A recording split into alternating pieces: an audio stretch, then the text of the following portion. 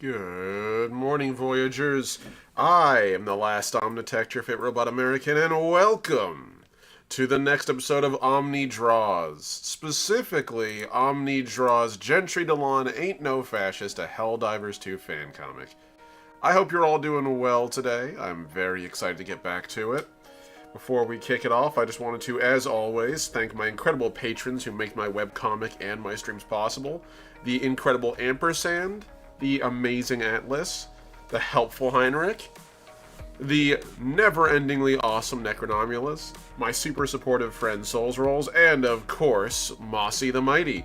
And if anyone out there wants to be read off or get your credits in my webcomics, please feel free to donate at patreon.com/lastomnitect. You get free early webcomic access to all my stuff. If you're an actual paying patron, you get my webcomics 2 weeks before everyone else does. And on top of that, you get free access to my TTRPGs and behind-the-scenes looks at everything I do. So, with all that done and said, let's get to the actual content, shall we? So, hello everybody. It's a beautiful day. Truly it is. Right now, we're currently sitting at a glorious, balmy 52 degrees Fahrenheit, currently in Vermont, as of today. It is truly fall. And as the leaves change and the seasons shift, I feel like it's a good moment for us to step back and reassess the things that make us who we are. You know, shift up your look a little bit.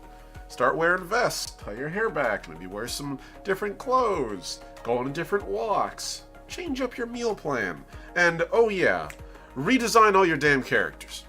Now, not always, of course. You guys might have noticed on some of my socials, I've redone my profile picture and all that, and I've basically reskinned all my stuff. I do that every season. Gentry tends to be more of an evergreen design.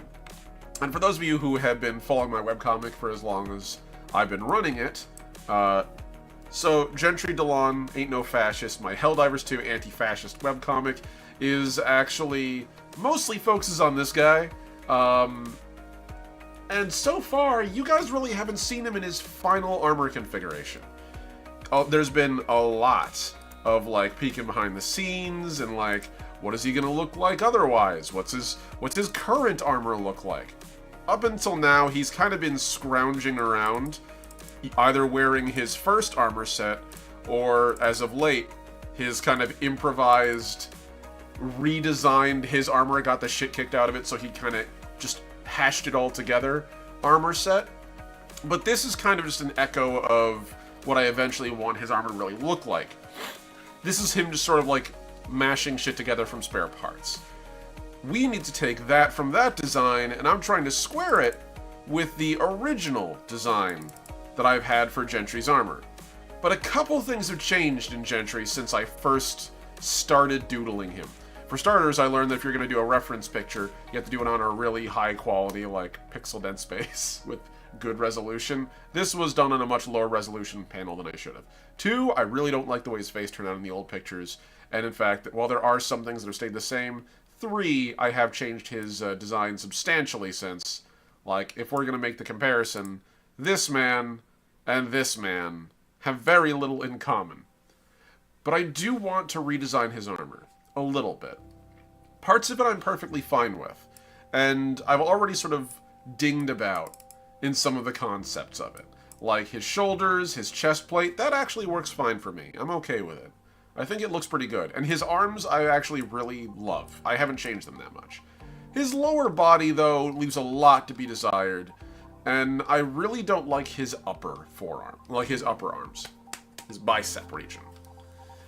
Now, this is partly because Gentry has liquid metal muscles. And so that cabling musculature really looks good. I like the dynamic posing I can get with it, where you can see sort of the actual metal biceps working. It gives him a lot of dynamic design. So today we're going to be working both on his actual face, but also on his armor. We're not going to have too much time today, because I do have an obligation later, but we'll work with what we got. So, let's start with our full body armor design. I've been kind of dinking about with this, and we're sort of in a place where I feel a little better, but I'm still iffy on it. So we're going to go and work on this. I really like the upper body. I don't like the cuffs. they don't really show off his forms, and they make him kind of feel like Bomberman. You know, he's got that sort of, or like Mega Man. He's got those Mega Man arms, and I'm not a big fan of that. So, and this always sucks to do. Sometimes you have to just start fresh. So that's what we're going to do today. We're going to completely start fresh. I'm just going to... Oh, God, this is going to hurt so much. I'm going to redesign it all. Oh, God. All right. That's going to be full body armor concept. And we're going to make a new one. We're going to call this full body armor. And I'm going to call this final. I hope. And this design should be more or less what I'm going to be using in the future. So we're going to take the old concept armor, just scooch it over here a little bit. I also don't like how cartoony he looks in that. He looks almost like a heroic scale miniature. And if you don't know what I mean by that, like, if anyone's ever seen those, if anyone's ever played around in Hero Forge, a heroic scale miniature is what they make. Or like Warhammer 40,000 models, where it's a lot of heroic scale minis have like over-exaggerated features. Their musculature is just a little too big. Like, it just doesn't quite look right. And I want to futz with that a little. Also, apparently, get the dust off of my glasses. I was wondering why I had a giant white speck there. So, let's start off with a couple of basics. First off, I'm going to try to redo Gentry's posture so we have a more head-on look. I think that'll be fine.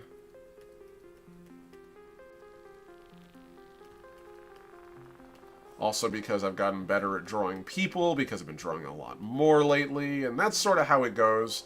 It's one of those things that you discover as you do a lot more art, is that no matter how good you are when you start, with continuing practice you will get better and better, and it's just going to become like a perpetual thing. You will never be able to outrun your own skill gap from where you were when you started to where you will be later. So, let's get a couple things straight. Gentry has relatively normal, masculine, athletic proportions. This just sort of comes from him being a Helldiver and him being what we would describe as like a mesomorph body type, which is not really a real thing, but for artistic purposes, it serves its purposes well enough. We're going to slightly turn that in a little more.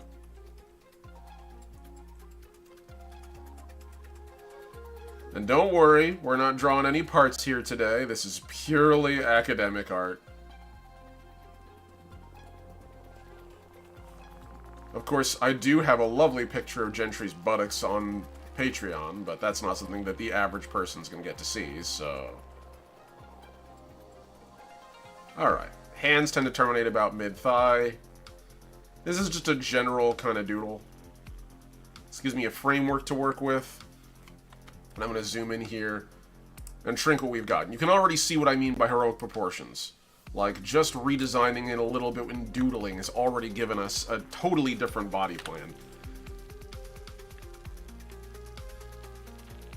He looks significantly thinner, almost, in this. And I'm not really aiming for that. I'm not trying to make him super thin or anything. He's actually kind of... I don't want to say beefy, but he's got a little bit of it. He's just so beefy.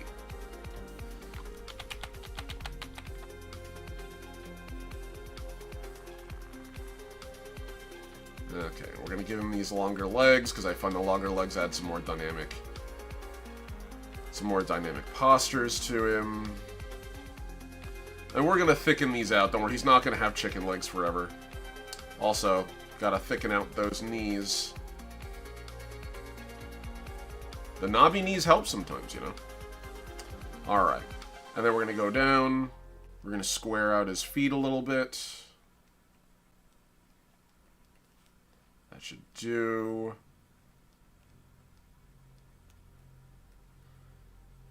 I usually tend to do just like the big toe, and then everything else is kind of just a flat line. You don't really need more than that. Especially if you're drawing something that's going to get immediately covered up by clothing. Like, Gentry is going to have his... He's going to have pants. Like, we're going to do that much. Alright, so we've got all this. And I give sort of that A little bit of like the image of a hand, like the outline of one. Nothing too crazy.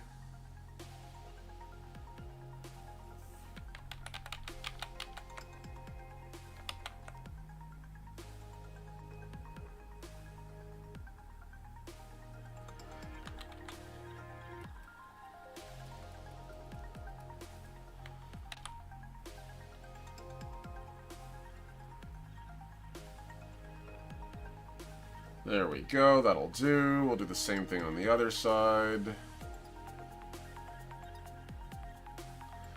Alright, let's get on his actual biceps now. We're going to slightly rework this a little bit. This is, like, I'm doing my best to try a very neutral posture here. It's not supposed to be dynamic, which is unfortunate because I spend most of my time working in dynamic posture. And I think it makes a character look significantly better, but when you're actually trying to render one from reference, it's not that helpful to have a bunch of, like, really cool action poses, and not, like, just a good gauge as to what he looks like. Now, I'm going to shrink his arms a little bit, because he's got a little bit of a gorilla posture going on right now. It's just a little too long. So your hands come down to, like, the top of your thigh, as a rule of thumb. So if anyone out there is wondering, like, how do I depict arms? Why do they always seem like they're a little gorilla-like? That's probably why. They're coming down a little too far.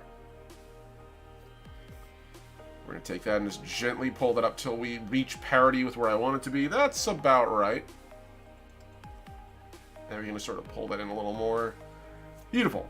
That'll do. That'll give me enough clearance to actually see what I'm going to do. Alright. So now we're going to get to the head.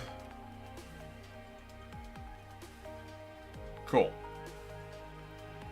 That should be about right. I tend to do my heads a little more of a heroic scale. There we go. And that gives us where the face is, where the eyes are. Then we can sort of build around that. Cool. That's something. That's something to work with. He's got a hell of a thigh gap going on here.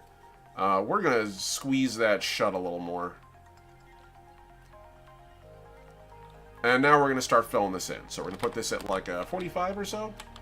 It said 45. Jesus.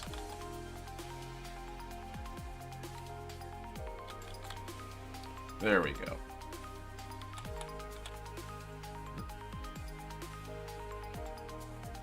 And this will give me a silhouette I can work around when I'm designing his armor.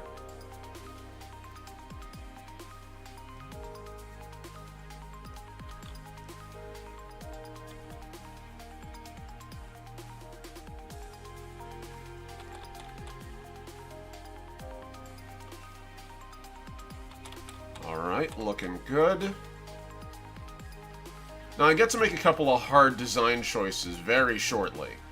Things that are going to be departures from the way I've depicted Gentry in the past, but I'm hoping they'll be good decisions. As I mentioned, one of the big ones is actually going to be his upper arms. I don't like how I've been drawing them in his old armor. It makes it easy for me to quickly doodle it. It does not do me any service when I want to do any action poses or anything. I've actually been avoiding drawing Gentry in full armor, I find, lately, and that's not good, or healthy, for that matter. We're going to work around that. There we go. Beautiful. Okay, and we're just going to put that at 75, so I can get some nice clean cuts.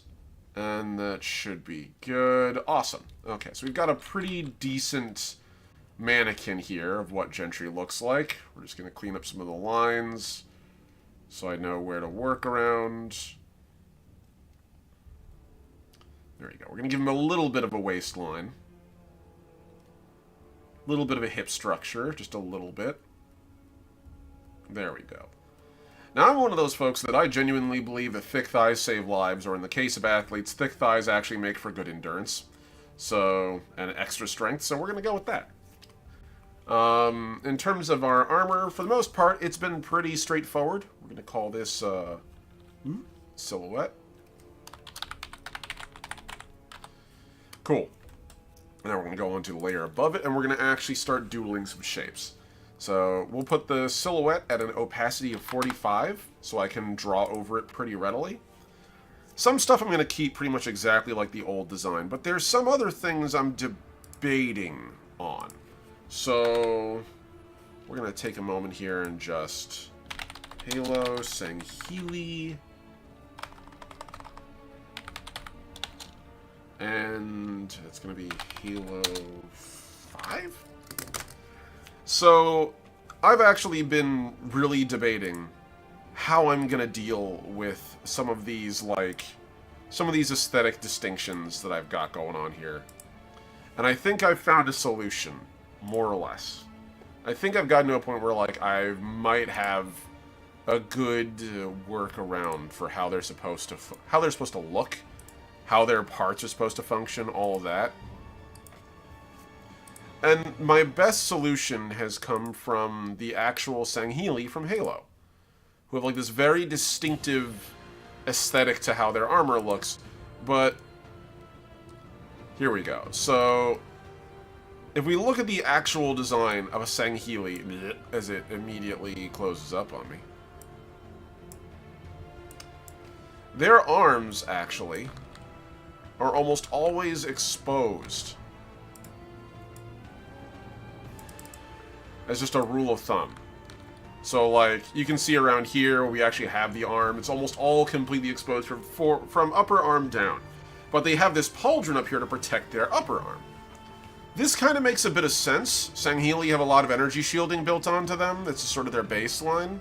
So they really don't need to have this super thick, heavily plated arm. Gentry's kind of in the same boat. He's got these really distinctive arms that don't really need to be protected. Not nearly as much as some others. So, like, if I can actually see this in a quality that let me see the actual image. Yeah, we'll take a look at the actual Liberty picture I've done. Should be the proper magazine cover. Here we go. So this is what Gentry looks like under the armor. I'm not going to cover that up. It's fine. You can all deal with seeing the silhouette of where his butt cheeks maybe begin. So, here we go.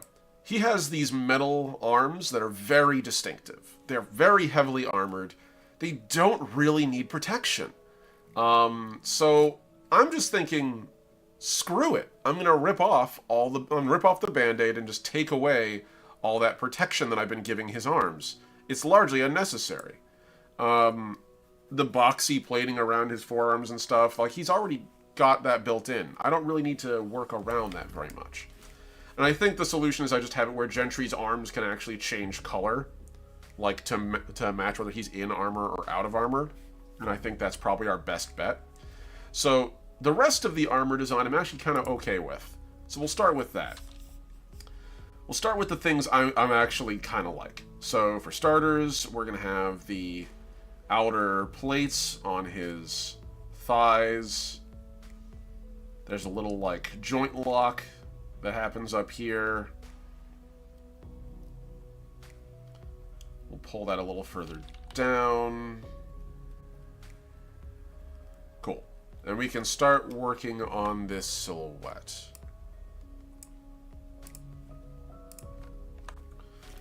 We'll do the same thing on the other side here.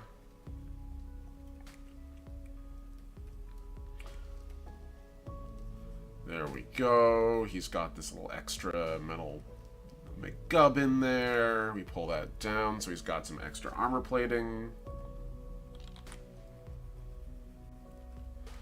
That'll do.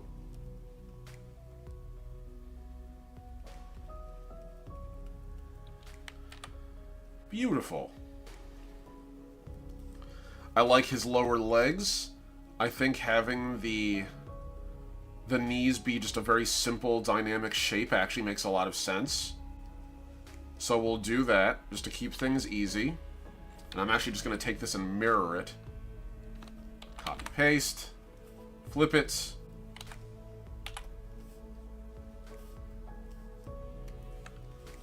Oh, hello? Oh, there we go. That's why. It's like, what the hell's going on? We're going to take that, flip it. Beautiful. We're going to slightly tilt it a little more so it matches the angle of the leg. That's good. Then we're going to go down to the lower legs. This is probably the part where I changed the design the most from its original inception. So, as you guys can see from the original inception, Gentry's legs were kind of just a box. And I didn't really like that. They were very loosely defined. And, you know, I guess that could work, but it doesn't look right. I actually spent a long time agonizing how would, like, plastic vambraces look. And you can actually make them look like they're damn near seamless. It's pretty easy to achieve that effect.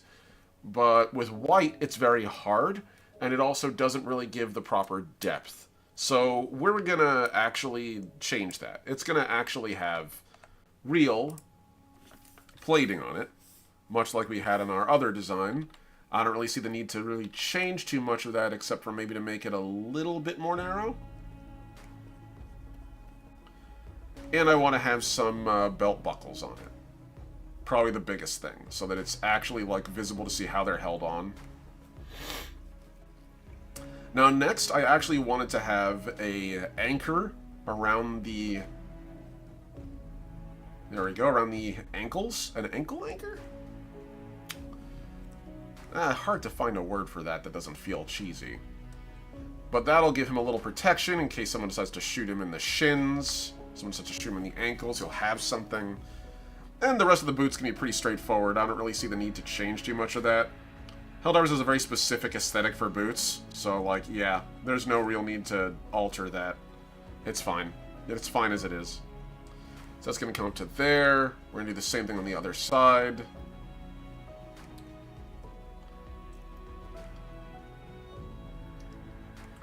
So it's going to come down to about the top of the ankle. We're going to do the same thing on this side.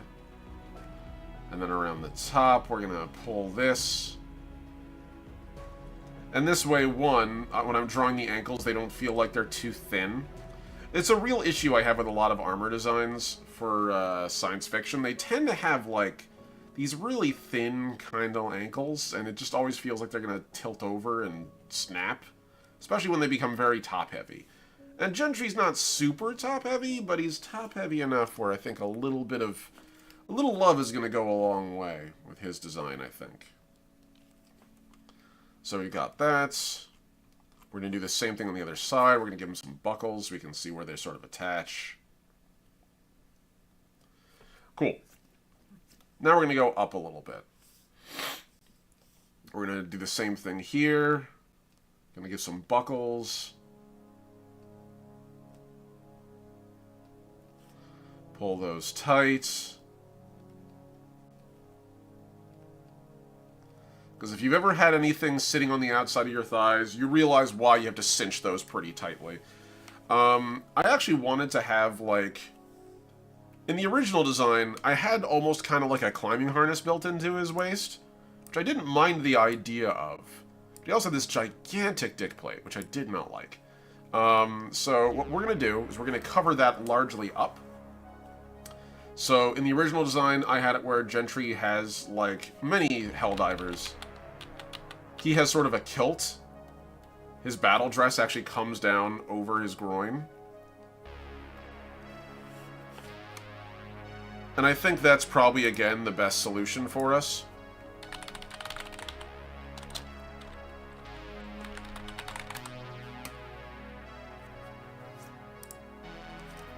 This also gives Gentry a little bit of distinction.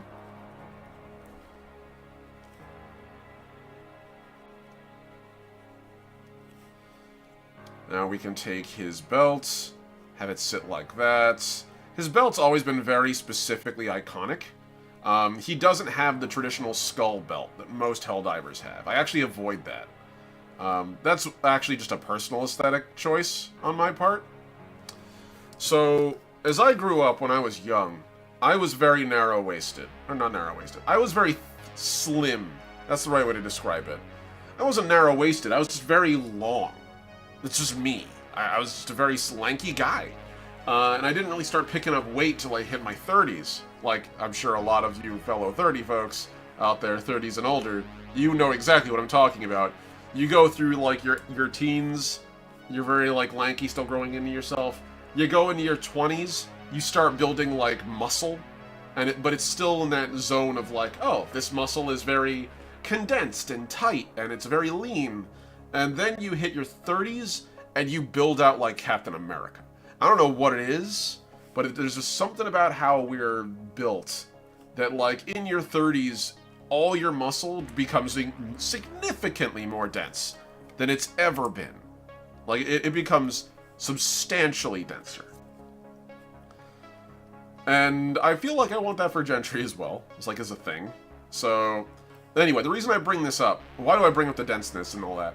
So when I was young, I had a hard time with belts, because I had to always punch new holes in them. I was pulling them very tight around me. And because I was so tall, I needed a different size belt.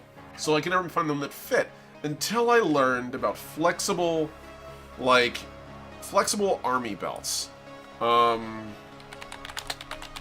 They are, here we go, I got it. Like these cotton weave belts, which I've basically been wearing ever since.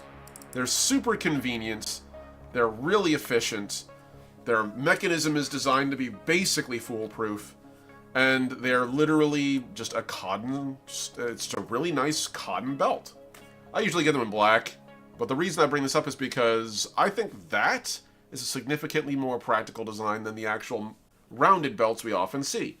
And the reason for that is simple. This sits right on your, like, on the hemline of your pants. It sits actually right on the waistband of your pants. It doesn't go beyond it. If anyone's ever bent over with a belt buckle, like a really big belt buckle, and you feel that go into your gut, you know exactly why that rounded Helldiver's skull is not an effective belt design. So that's kind of what I'm trying to evade here. Alright, so let's get a couple of other basics done. I'm going to keep the angled chest plate that I've always had on Gentry. It gives a very sleek aesthetic. I've had a lot of people say that Gentry looks like he's a hunter from Destiny, and I can't deny that. Fun fact, I'm actually a Warlock main in Destiny 2. So it was very funny that I went to Helldivers, and my thought was like, ooh, hunter aesthetic.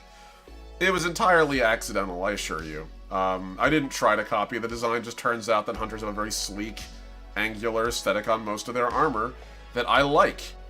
There's plenty of armor I don't like of theirs, but this design kind of works for me. So Gentry's got the holding plates for the top of his cape. I kind of pull them down a little bit. They got these sort of like grooves in there. Makes things easy. And this whole segment here actually covers up his shoulders and his neck. I'm a very firm believer in protecting your body. And so we do that here. Gentry absolutely has neck protection for his armor.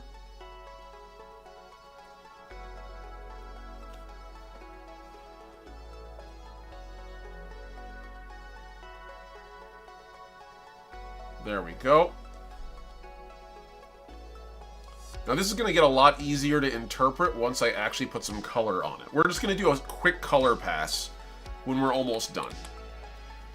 So we've got that. I always have this like shiny glowy thing here in the middle.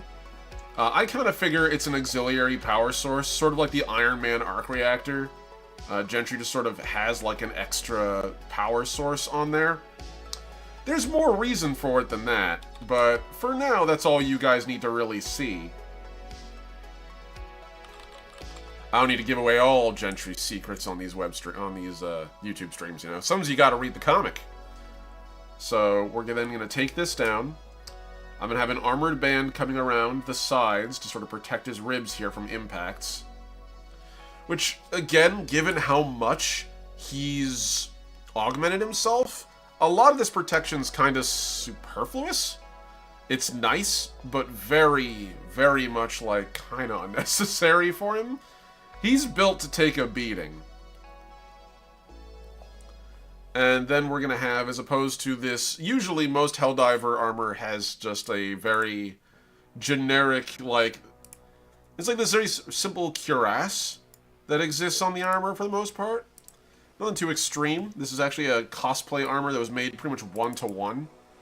And you can see they have this like leaning down segment here, which technically covers like right over the what's that called again? So you have your sternum, and then right at the bottom you have your solar plexus, and there's like a little point of bone right there. This protects that area right above, right below your tits, right below your chest, and covers the top of your abs. Gentry takes a lot of body shots, so I want that protection to go all the way down his trunk. He's already very nimble and physically strong, so the extra weight won't really slow him down that much. And if it's properly segmented, it won't get in the way of when he's moving and twisting and bending over. Sort of like a Knights in Shining Armor often had like segmented abdominal plating. It did slightly reduce their mobility, but not by much. And we're working with a character with access to plastics, so we can work around that. So we're going to take this area right here and expand it a tad.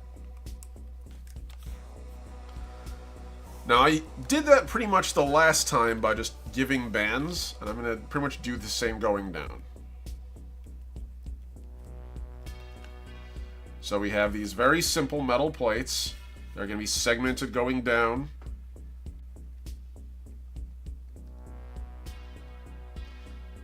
And it'll stop right above the belt. Like, literally right there is where it'll end. This side part here is actually a type of memory metal polymer that's designed to expand and contract with his body. And now we're going to do something I hadn't done before. I'm going to give Gentry arm collars. So, up until now, Gentry's arms have been kind of like just sort of loosely hanging in there. He's had like cloth going over him. But Gentry's metal arms are very much a part and feature of him. They're very hard for him to hide. They're very distinctive. And frankly, even in the webcomic at this point, like, they are literally all but impossible to hide. Like, literally, they have weapon bays in them. So, hiding them is impossible. So we're just going to have him wear his arms completely free. But that does mean we need to make a consideration for his uniform. So if I'm wearing a shirt, wherever that shirt ends, there's usually some kind of elastic or something there that keeps it relatively tight. It doesn't need to be like skin tight, but like that keeps the cloth in roughly the right shape, not just flapping around everywhere. The same thing would have to happen for like Gentry's arms. He's basically wearing the Helldiver equivalent of a wife beater. I hate the name of that shirt. There's got to be a better term for that shirt. There's got to be like a better one. What's it? A sleeveless shirt, I guess? I really hate that that's the term that's commonly used in a lot of the circles I grew up in. It's a sleeveless shirt. A sleeveless tank top. There we go. A tank top.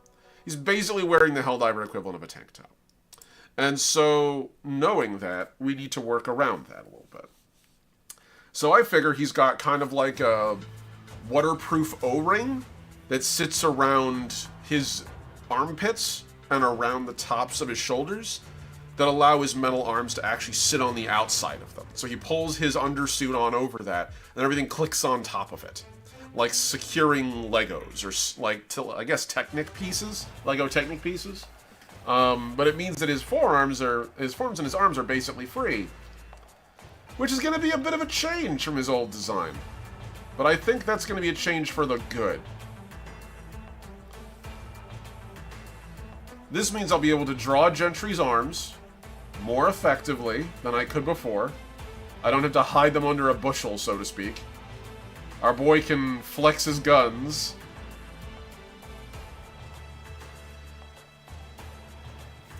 We're just going to get under there with this.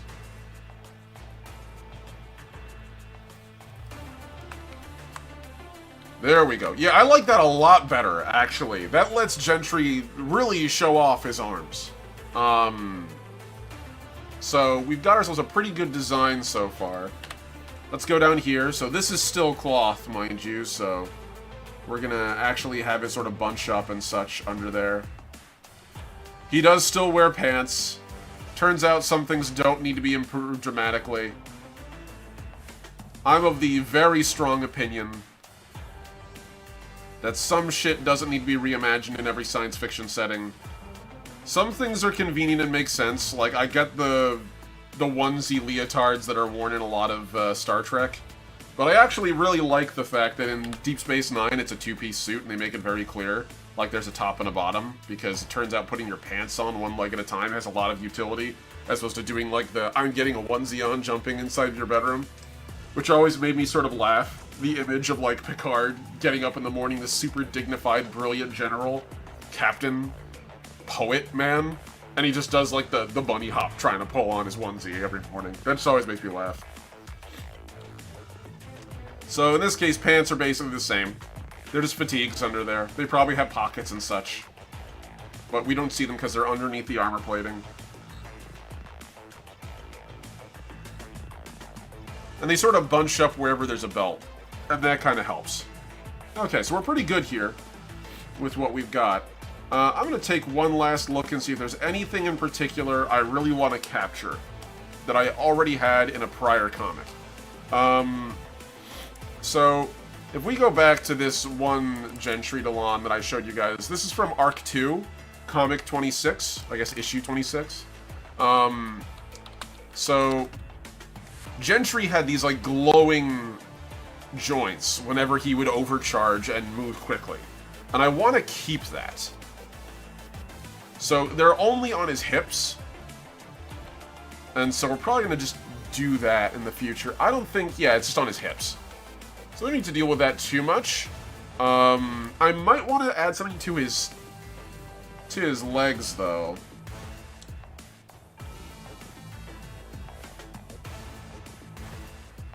There we go. That might be a good idea. So that'll give me a chance to, like, sort of, when he sprints, you can still see the glow as he's running. I've realized more and more that I've made Gentry more and more like Kamen Rider, aesthetically speaking, and that's not a bad thing in my mind. Kamen Rider's got a very, very good style to him, and I love that. Okay, cool. So that works. I do feel like I want to reinforce his legs a little bit. So maybe what I'll do is I'll add like a... Do I need to? He really has augmented his whole body, including his legs. Does he really need the reinforcements? No, I don't think so. I think he's pretty good as he is. Okay, so that's fine. This is one of those cases where you guys are getting to see me go through my thought process here. And sometimes my thought process is literally, oh, huh, I could do this. Right in the middle of what I'm doing. Sometimes it's messy, you know?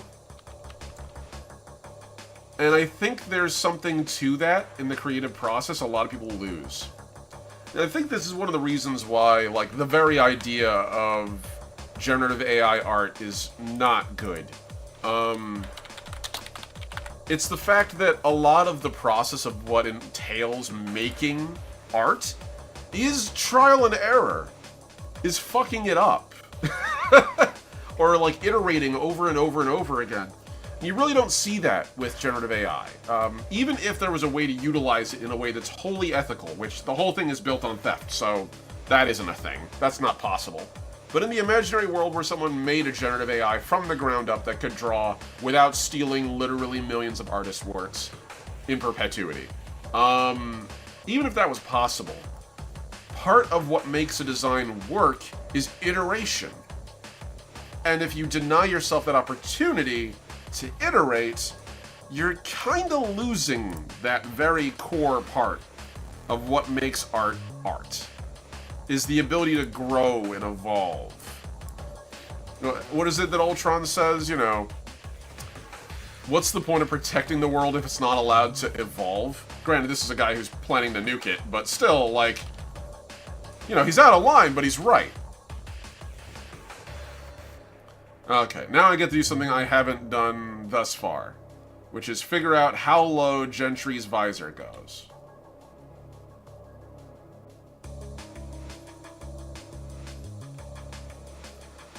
So I'm going to do something that, again, I normally don't do. Which is, I'm going to actually draw Gentry without his cowl at the moment. Because he does actually have, a full-on cloak that he wears when he's in his armor. But we're not going to do that today. I'm going to try something else.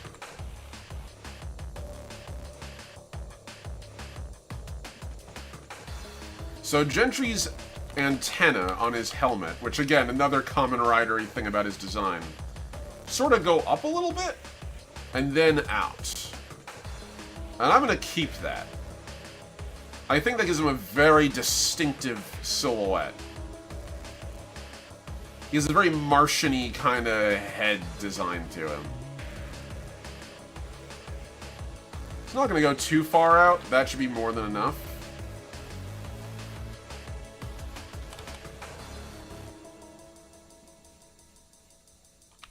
Then we're just going to go in here. Clean the interior out a little bit. Beautiful. Then we can do the same thing with this. Just make sure that looks good.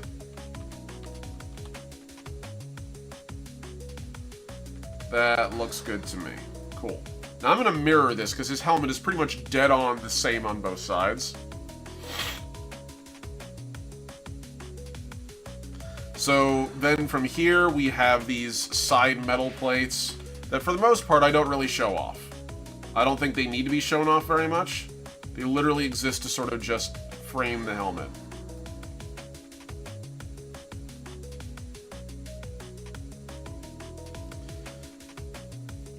And then we have his eyes.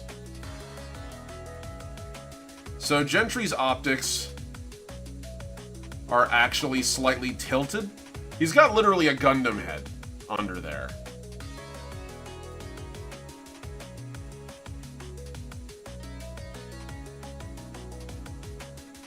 I kind of want to pull those eyes closer together. So we're going to do that.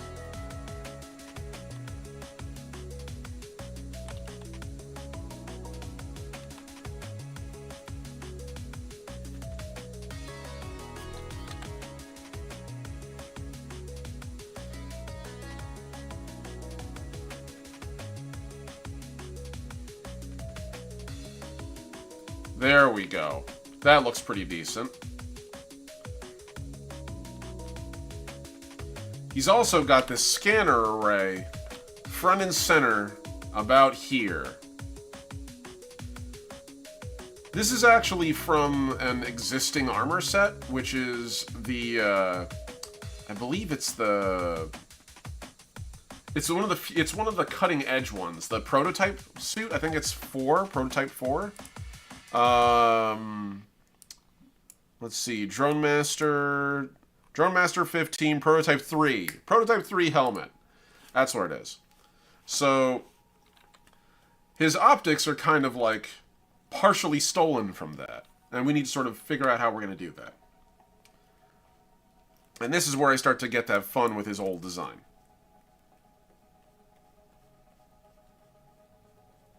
So, historically, Gentry's had this, like, curved kind of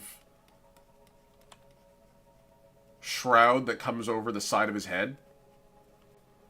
And we're just going to keep that, I think. I think that design is pretty good. There we go. And then we get into here. So we're going to give him an actual Gundam head, practically. Which is just sort of how it worked out, really.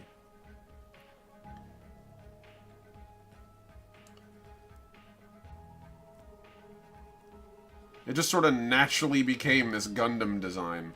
I didn't even intend for that when I first drew it. It just worked out that way. Now, we're also going to pull this a little further down. Cool. Alright, so we're already halfway there. We're already halfway there! We're going to take this, pull it down a little bit.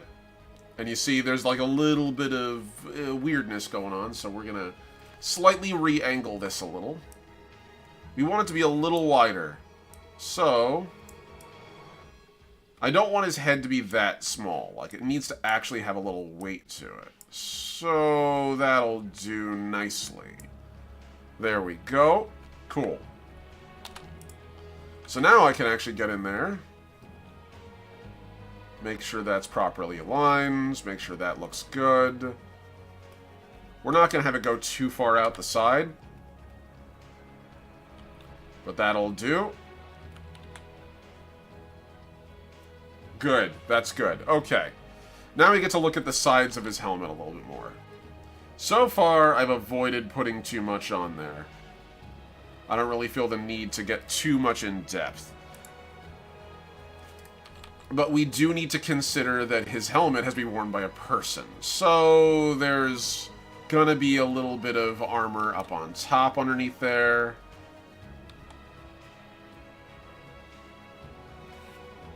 Cool. That'll do. We'll literally have it sort of carried up. And then underneath there'll be like a thinner layer. Cool. Alright. And we can just literally take this and mirror it on the other side. So, we're going to take that. And it keeps doing that. I'm just going to slightly re-tilt it a little. That might help. Okay, that's better. You can now take that, split that basically down the middle. Mirror it.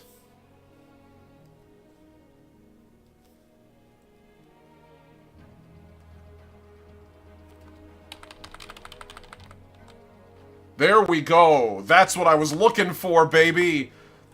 It emerges. Like a sculpture. Every once in a while, it just takes a little bit to align it. Takes a little bit to get there. And that actually is doing a pretty good job protecting his head, too, as you can see. I can actually seat it down a little more. Oh, that's great. That works perfectly. Okay, cool. We can now take these and merge these together. We're going to save it first, so I can practically feel how that will go south, and I'll be very sad. We're going to merge these two. Merge down.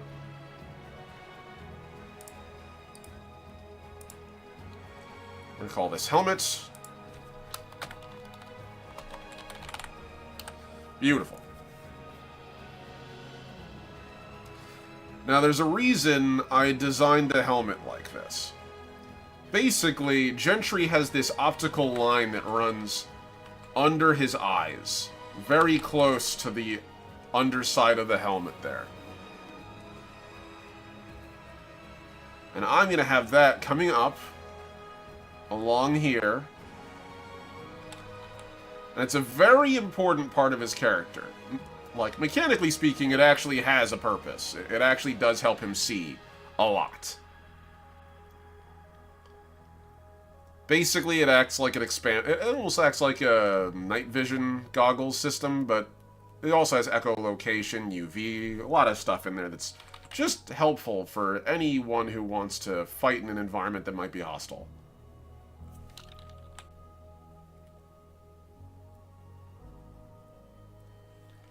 There we go. Let me pull this together on the top.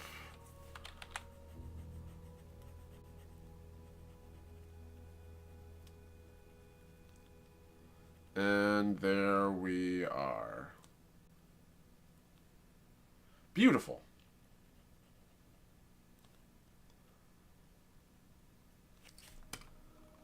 Okay, and just like that, Gentry's armor has been revitalized. He's looking significantly better than he was before. And now we can add the shroud and the hood over him. The cloak, as it were, because that's a very important detail. Also, we're just going to very quickly pull this down so you can sort of see where things sit. There we go. Cool. So we hit that with like a 25%. There's like a curve on the underside of that. And beautiful. We can also get the interior of this. all darken, because that's going to be all black.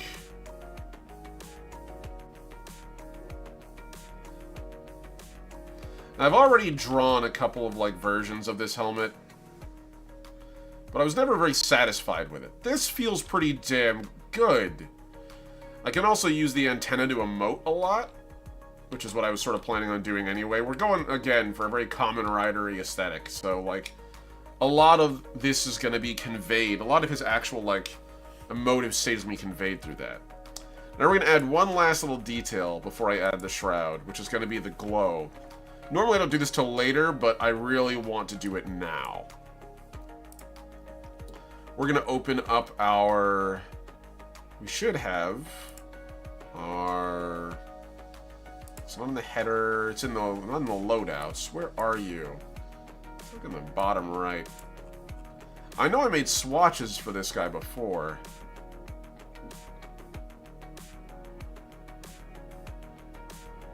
Where are you? Forward. Did I really not do swatches for him? That's unbelievable. I genuinely can't believe I didn't do that. That's so not like me. Weird. Okay. Well, we'll fix that shit right the hell now.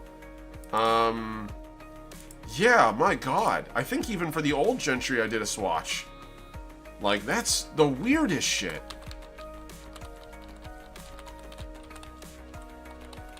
Yeah, okay, no, I did do a swatch for this. It just didn't get carried over, I guess.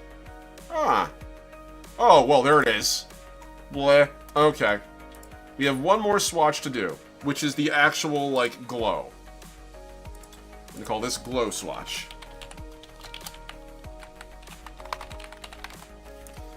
Okay, so we'll start with the basic underlying color of Gentry's glow, which is like a very deep, almost like, it's almost a cerulean, or like a sea green, like a sea foam green. And make it a little more, there we go.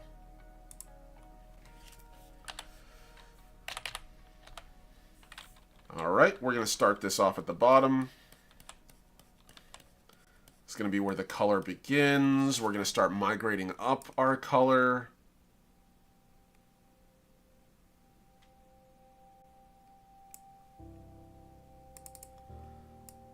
We'll just do it manually. Start there, we'll keep going.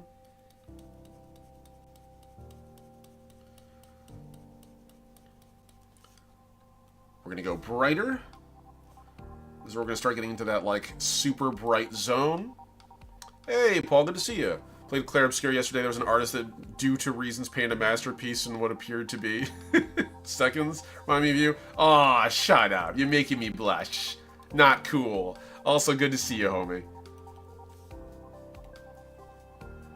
Alright, and we should be almost done here with these swatches. Should give us all the color we're going to need. And then for the very top, we're just going to go to a near pure white. Cool. So we have our glow swatch here. We can stick that on top and pull the whole color swatch down a bit. We're just going to take this and angle it a little more.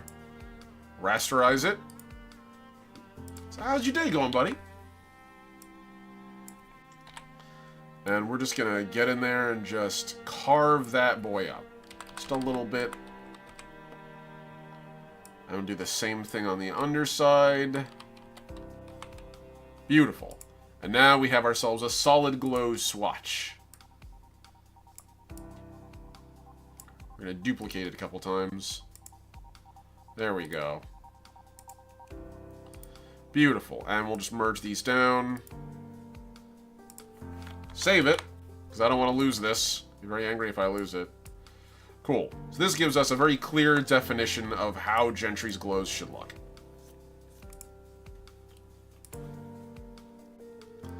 Alright, let's start with the baseline. We're going to go from the glow swatch back to our Gentry drawing here. We're going to go back to the full armor. And this is going to be the actual, like, glow layer. Cool. Let us begin. Because Gentry's glow is very important. It's a very pivotal part of his character. The fact that our boy's basically a Tron character is kinda relevant to the story. Also, Kamen Rider aesthetic, you know, you gotta have the glowing eyes. It's not even a choice, really, at the end of the day. Like, if you got a chance to draw glowing eyes and you didn't draw glowing eyes, you're just joyless. I'm just gonna say it. Have fun with it, you know? Live your life a little.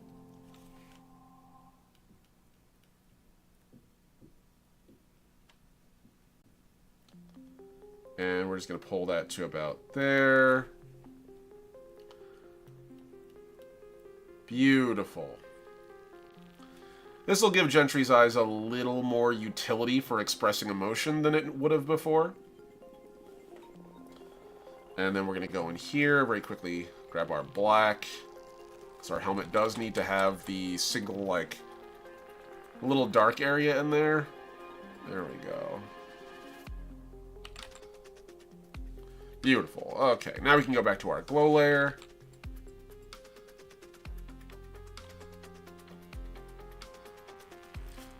Perfect. It's going to sit on the top. And now we get to go for the rest of the body. This is where I'm going to have a lot of fun because I haven't tooled around with the rest of the body's glow for a hot minute. It's a matter of picking out the details and where I want them to be. I think that's probably the best place for it all, for the most part. Yeah, that'll do. I also might have, like, a slight glow about here. Kind of like the idea of, like, the biceps actually having a little more to them than just, like, you know, being lines. That might help. There we go. And then as for the abdomen, we're going to leave that more or less alone. I'm going to have a little bit of a glow at the kneecap. Because that's a great way to denote one part from another, is to put a little glow in there. And then around these joints at the bottom, and we'll be free. Okay, cool. So that's our basic glow aesthetic, like our glow lines. Let's get to our next glow color here, which is going to be right about here. And actually, I feel like I need to go back over this one last time.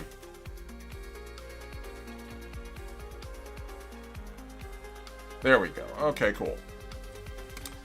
So now we get to actually start working on the coloration in there. We're going to put this at like 65%. So we can sort of pick out some of the details without making it too explicit. Here we go. We want to leave a little bit of the shading on the lenses. Just to make it clear that there is a lens there.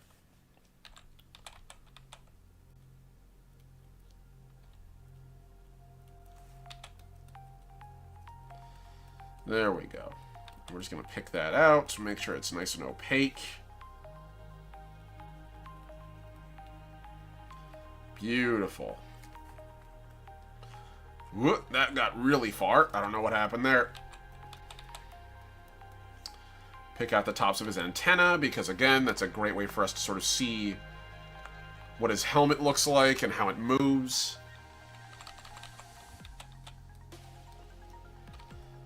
Now we're going to go into the actual, like, veins on his face, the little glow vein. The sensor band. I should just call it a sensor strip, just to make it easy for myself. His sensor strip.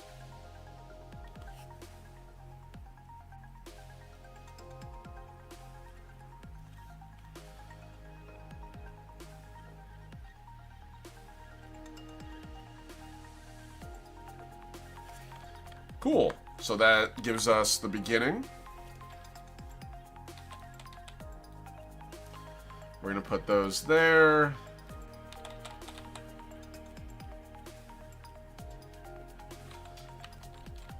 Now this is going to eventually all get hit with a very strong white undertone,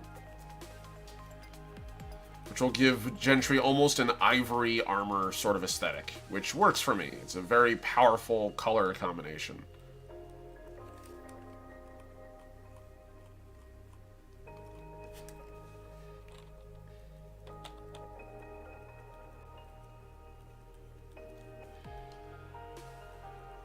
Nice, nice. Alright.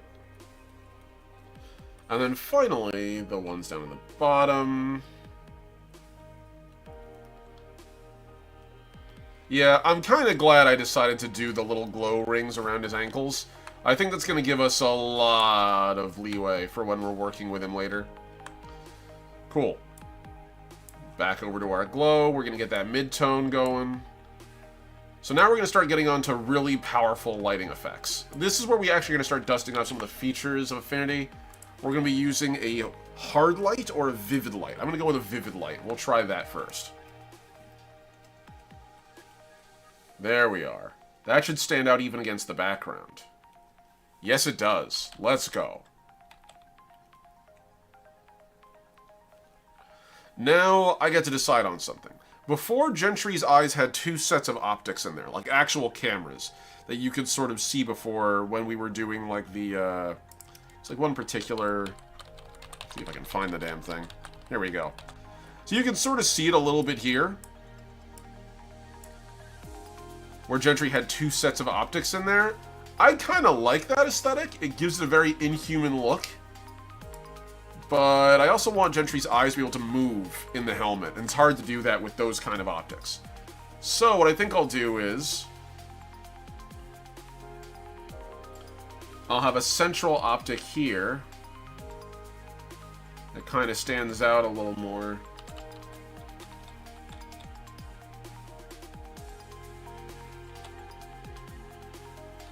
And we'll just sort of go from there.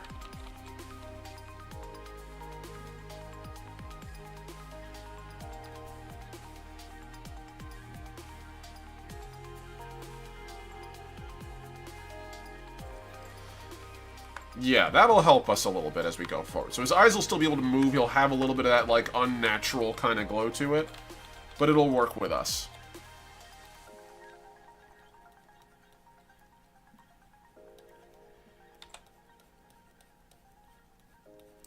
Combine that with his sensor strip down here. It should help to frame the eyes a little better.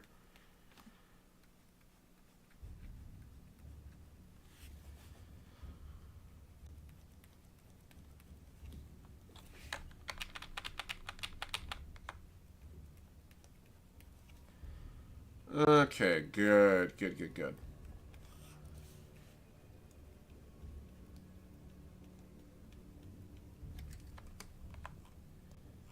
Now we're going to go down here, pick out the diodes in his shoulders.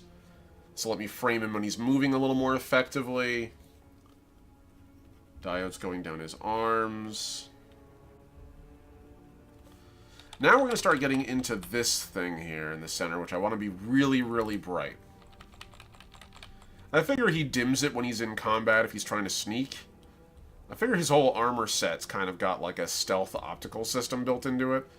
Gentry kind of lives on the edge of what I'd call, like, advanced science fiction.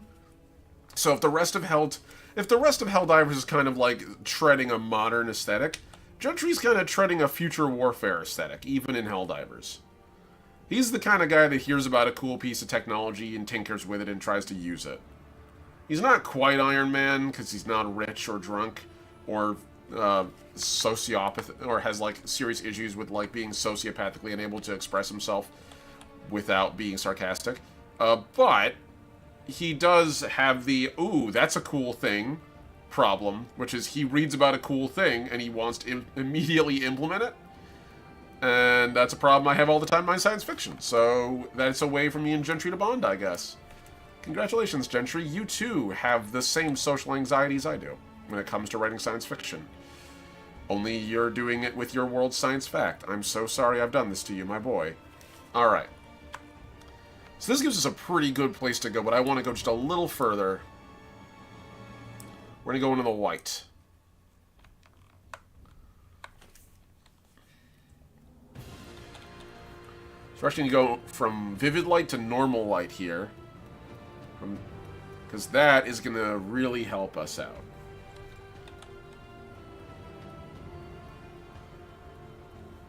Yeah, I think we're going to stick with that. That'll let his eyes actually move, and I think that's going to be important. Cool. By putting these little white bits at the end, that helps us.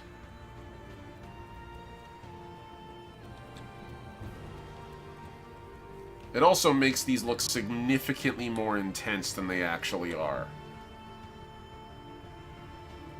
It's kind of like when you stare at a halogen bulb and your eyes literally can't pick out light, so it just overexposes it and goes, oh, yep, that's all just pure white. That's... good luck perceiving that. It's kind of the same thing. It's like there's an overexposure in the middle of that sensor strip that you just can't see through.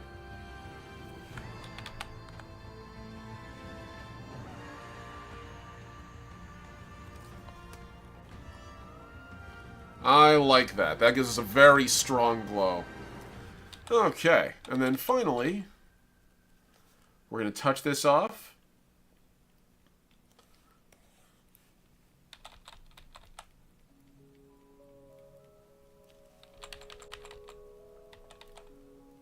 Overexpose those little center glow parts, and then I'm going to call stream because I have some planning to do with a friend of mine.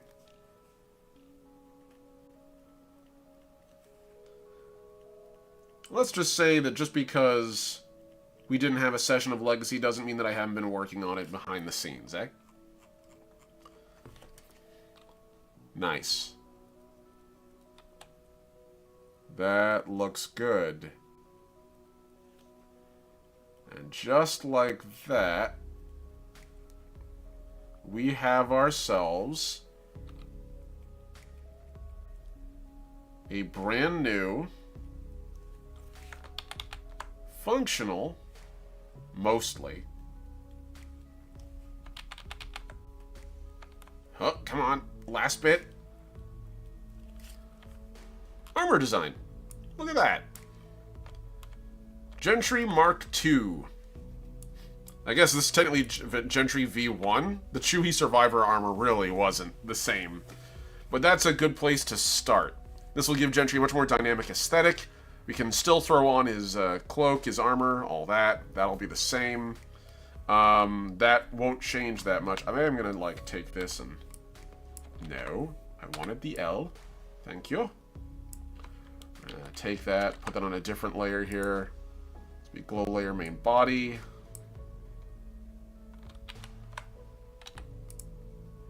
Cool. So we have glow layer there. This layer is going to go down here. This is going to be glow layer main body. Just so I can tell. And this is going to be glow layer helmet. All right. And we can add his cloak later. But we have ourselves our basics. I'm pleased with how this went. Thank you guys so much for tuning in today. I genuinely appreciate you.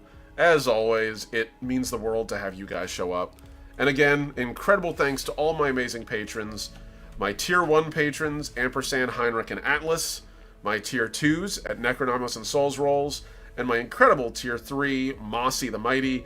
If you want to sponsor the comic, if you want to see more content, and if you guys want to just help support what I've been making, patreon.com/thelast is your best place to go. Thank you guys so much, as always. I appreciate you. Don't forget to do all that fun stuff that we always ask you to do on YouTube. Like, subscribe, hit the bell, slap that like button in the face, whatever it is that Jacksepticeye used to say. And I hope you have a lovely day. Take care, Voyagers. Peace.